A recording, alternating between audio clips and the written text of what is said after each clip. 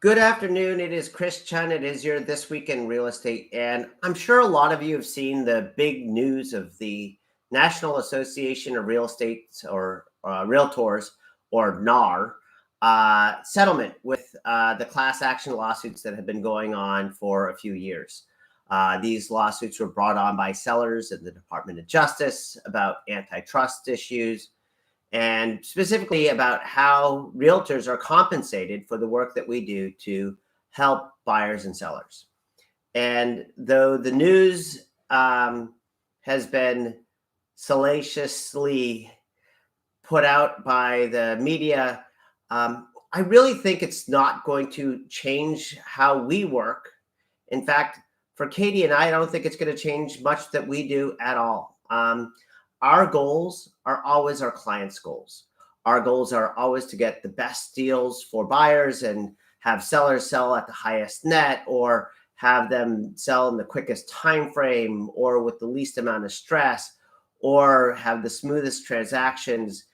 I mean, the goals of our clients are goals that we take on for ourselves so that we can develop a strategy and a path to really achieve those goals.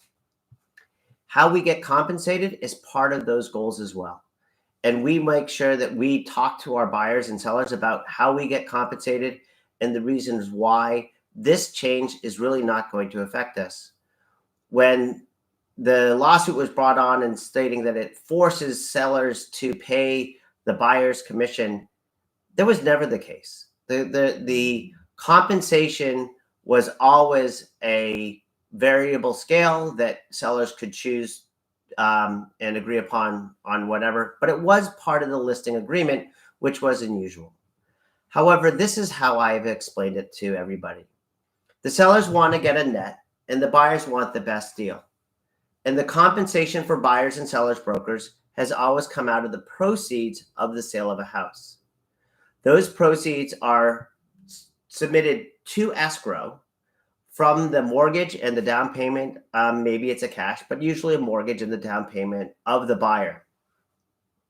Then from escrow, escrow pays the seller their proceeds. They also pay the broker for the seller, and they pay the broker for the buyer.